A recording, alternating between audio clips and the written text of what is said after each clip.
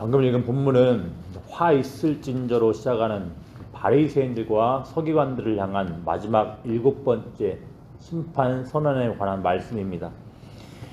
앞서 6번째 심판 선언에서 이들의 위선적인 모습을 묘사한 무덤이 여기에서 다시 언급되고 있습니다. 다만 7번째 심판에서 무덤은 이들 종교 지도자들이 핍박하고 박해했던 구약 선지자들과 연결됩니다. 동시에 이 무덤은 이들 종교 지도자들의 위선적인 모습을 더 극적으로 보여주는 역할도 합니다. 이들 종교 지도자들의 외식된 모습이 이제 29절, 30절에 잘 나타납니다. 이들 서기관들과 바리새인들은 선지자들의 무덤을 만들고 의인들의 비석을 꾸미며 이렇게 말을 합니다. 만일 우리가 조상 때 있었더라면 우리는 선지자들의 피를 흘리는데 참여하지 아니하였을 것이다, 이렇게 말을 합니다. 선지자들의 무덤을 만들고 의인들의 비석을 만드는 것 자체는 별 문제가 되지 않습니다. 문제가 되는 부분은 이들의 위선적인 태도에 있습니다. 예수님께서는 31절부터 33절에서 이들의 이런 위선적인 주장에 대해 반론을 펼치십니다. 예수님은 이렇게 말씀을 하십니다. 이들 서기관들과 바리새인들의 주장이 자신들이 구약 선지자들을 죽였던 자의 자손임을 증명한다고 말씀을 하시는 겁니다. 왜냐하면 이들 서기관들, 바리새인들은 마지막 선지자라 할 수 있는 세례 요한을 환영하지 않고 박해했습니다. 더 나아가 이들은 계속해서 하나님의 뜻을 전하러 오신 예수님을 거부하고 박해했습니다. 그리고 앞으로 이들은 예수님을 십자가에 못 박아 죽일 겁니다.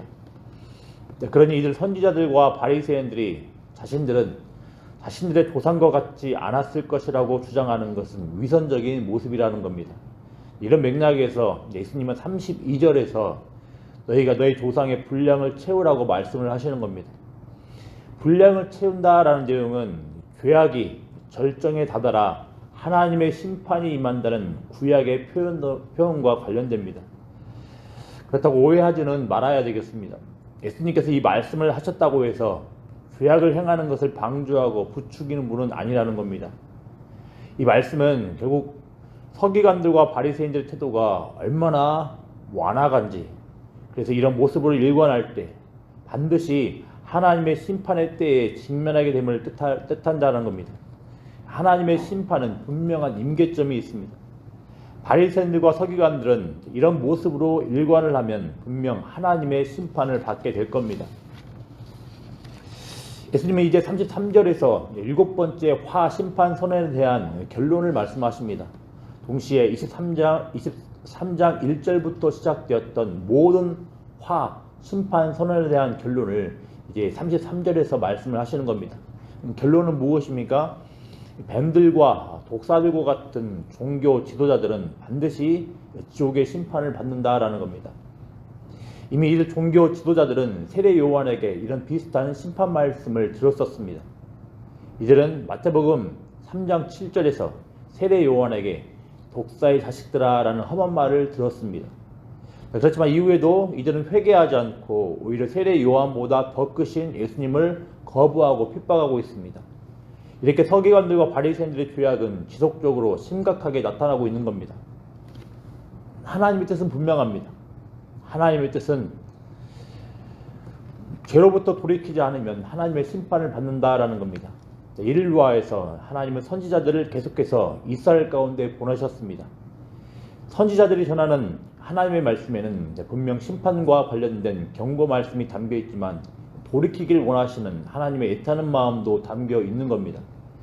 특히 오늘 본문의 맥락과 관련해서는 저와 같은 사역자들, 그리고 중직자들이 더 진지하게 오늘 본문의 경고를 새겨들어야 하겠습니다. 오늘 본문에 언급되는 종교 지도자들은 뱀과 독사와 같은 자들로 언급됩니다.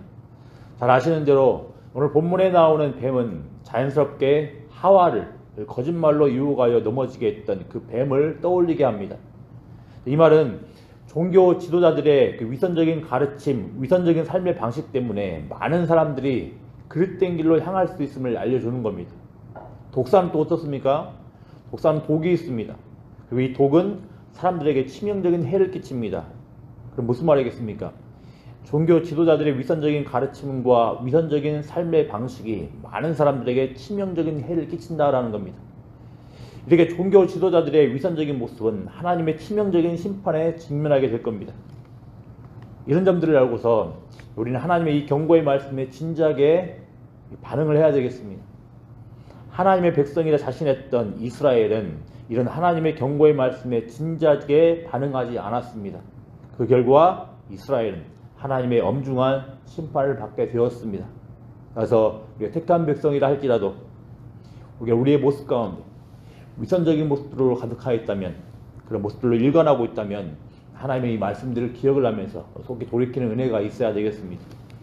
34절부터 36절까지 말씀은 앞선 본문에서 너희가 너희 조상의 분량을 채우라 라는 예수님의 말씀에 불순종으로 반응하며 결국 하나님께서 정하신 심판을 받는 이스라엘의 모습을 보여주고 있습니다. 예수님은 너희에게 곧 종교 지도자들에게, 더 나아가 이스라엘에게 선지자들과 지혜 있는 자들과 서기관들을 보내실 것입니다. 이 선지자들과 지혜 있는 자들과 서기관들은 구약에서 하나님의 선지자들의 역할을 했던 신약 교회를 가리킬 겁니다. 그런데 끔찍한 모습이 나옵니다. 네 가지의 끔찍한 동사가 나옵니다. 예수님께서 보내신 자들을 종교 지도자들과 이스라엘 백성들이 죽이고 십자가에 못 박고 채찍질하고 박해하는 모습을 보입니다. 이런 모습은 예수님의 제자들이 복음을 전할 때 경험하게 될 사실들을 미리 보여주신 것입니다. 실제로 사도행전을 보면 예수님의 제자들이 또 교회가 복음을 전할 때 박해받고 핍박받는 모습이 수없이 많이 나타납니다. 결국 종교 지도자들과 이스라엘은 이런 식으로 반응하여 구약의 선지자들을 죽였던 그들의 조상들과 동일한 자들임을 스스로 증명하는 것이며 하나님의 정하신 심판에 직면하게 될 것입니다. 이런 점들은 35절에서도 잘 드러납니다. 35절을 보면 구약 성경의 첫 번째 책 창세기에 의인으로서 죽임당한 아벨이 나오고, 또 구약 성경의 마지막 책인 역대하에 기록된 사갈의 피가 나옵니다. 여기서 마지막 책이라는 것은 이제 구약 히브리 이스라엘 사람들 관점에서 그들은 신약 성경을 인정하지 않기에 그들이 가지고 있는 히브리 성경은 역대하가 마지막 책입니다.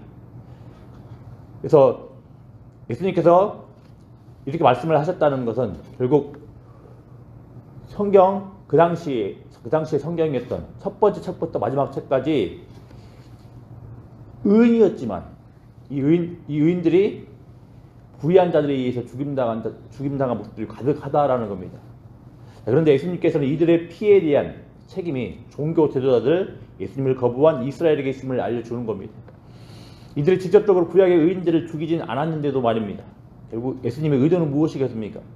비록 오늘 본문에 나오는 자들이 구약의 선지자들을 직접 죽이진 않았겠지만 동일한 맥락에서 이들은 구약의 선지자들을 죽였던 바로 그 일들을 동일하게 교회에게 행하고 있습니다.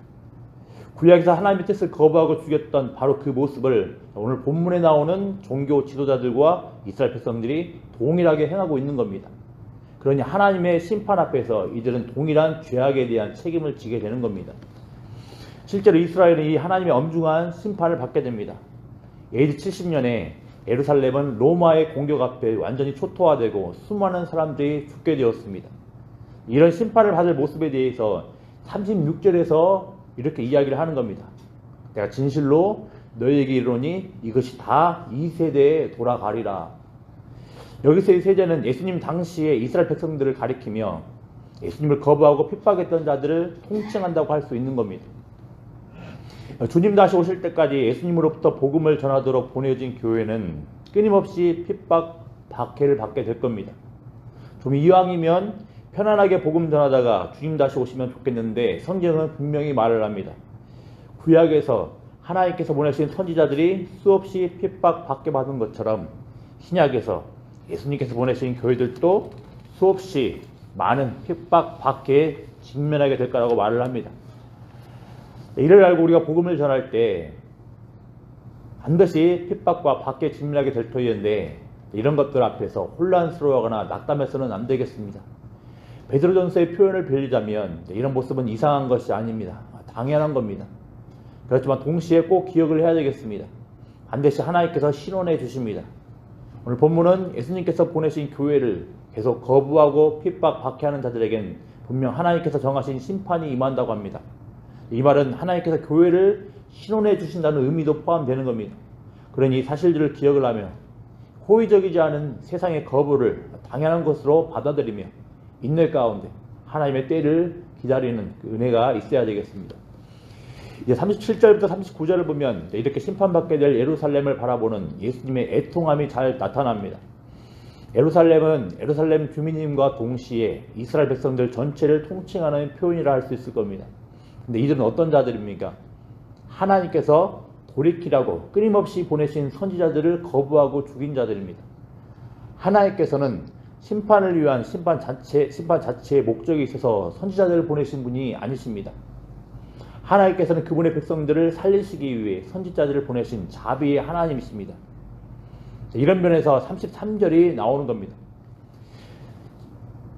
37절이 나오는 겁니다. 37절에 나오는 암탉이 자신의 새끼를 날개 아래로 모으는 모습은 이 구약에서 이스라엘 백성들을 돌보시는 하나님과 관련하여 종종 사용되는 장면입니다. 그런데 지금 이런 하나님의 특성이 지금 예수님과 연결되고 있는 겁니다. 이 사실은 예수님께서도 동일하게 이스라엘을 돌보셨던 하나님의 애통의 마음을 품고 계심을 보여주는 겁니다. 그런데 문제는 이런 하나님의 돌보심, 예수님의 돌보심을 거부했던 자들에게 있는 겁니다. 이들 이스라엘은 계속해서 이런 자비로운 돌보심을 거부합니다. 하나님은 이들을 원하시지만 이들은 하나님을 원하지 않았던 겁니다. 결국 이렇게 완고한 이스라엘 백성을 향하여 예수님께서는 이렇게 말씀하십니다. 우리 같이 39절 말씀 읽어보겠습니다. 내가 너희에게 이르노니 이제부터 너희는 찬송하리로다 주의 이름으로 오시는 이여 할 때까지 나를 보지 못하리라 하시니라. 아멘. 방금 읽은 구절에 나오는 찬송하리로다 주의 이름으로 오시는 이여는 이미 21장 9절에서 예수님께서 예루살렘에 입성하실 때 사용되었던 표현입니다. 그리고 사실 이 표현은 원래 마지막 종말 때 사용되는 표현입니다. 그런데 예수님의 말씀에 따르면 이 말씀이 임하기 전에 이스라엘 백성은 예수님을 다시는 성전에서 보지 못한다고 합니다. 이 말은 예수님께서 성전을 떠난다라는 것을 뜻합니다. 심판이 임박한 성전을 예수님은 이제 버리시는 겁니다. 그래서 38절에 보면 성전을 향하여서 하나님의 집이라고 이야기하지 않고 너희 집이라고 이야기를 합니다. 하나님의 집이 아닌 겁니다. 이렇게 예수님께서 성전을 버리시고 다시 이스라엘 백성들이 찬송하리로다 주의 이름으로 오시는 이여 할 때까지 이스라엘 백성들은 예수님을 보지 못할 거라고 말씀을 하십니다. 네, 그러면 이스라엘 백성들은 찬송하리로다 주의 이름으로 오시는 이여 이렇게 찬송을 하며 언제쯤 예수님을 영접하게 되겠습니까? 아마도 예수님 부활 이후 교회 선교로 인해 예수님께 회개로 반응하는 이스라엘 백성들이 이런 찬송을 하게 될 것입니다. 이제 주님은 더 이상 이스라엘 백성들의 성전 가운데 임하지 않으시고 성전 자체가 되시는 예수님께로 자신의 백성들을 인도하실 것입니다.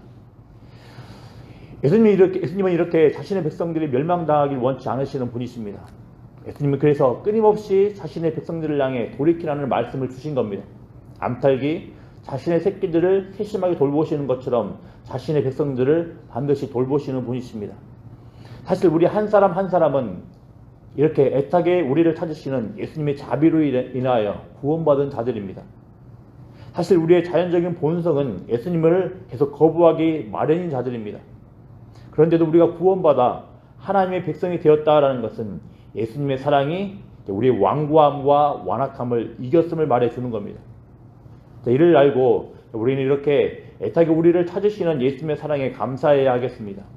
동시에 우리를 찾기 위해 예수님께서 선지자들을 보내셨던 것처럼 이제는 우리가 예수님으로부터 보냄받은 자들이라는 것을 기억을 하고 포기하지 않고 여전히 예수님을 거부하고 또 반역을 하려 하는 그런 자들에게 포기하지 않고 복음을 전해야겠습니다. 기도하겠습니다. 아버지 하나님 감사합니다. 본성상 하나님을 거스르고 거부하며 또 반역하려 하는 자들을 포기하지 않으시고 우리에게 구원의 복음을 전해주시고 예수님 믿게 하심에 참으로 감사를 드립니다. 하나님, 이 모든 것이 우리를 불쌍히 여기시고 우리를 자비롭게 우리에 대한 자비를 품고서 우리에게 끊임없이 다가오셨던 주님의 사랑으로 임한 것임을 믿습니다. 아버지 하나님, 이 사랑 앞에서 우리 감사하게 하시고 감격하며 나아갈 수 있는 복된 신앙들 낼 수 있도록 은혜 더하여 주시기를 소망합니다.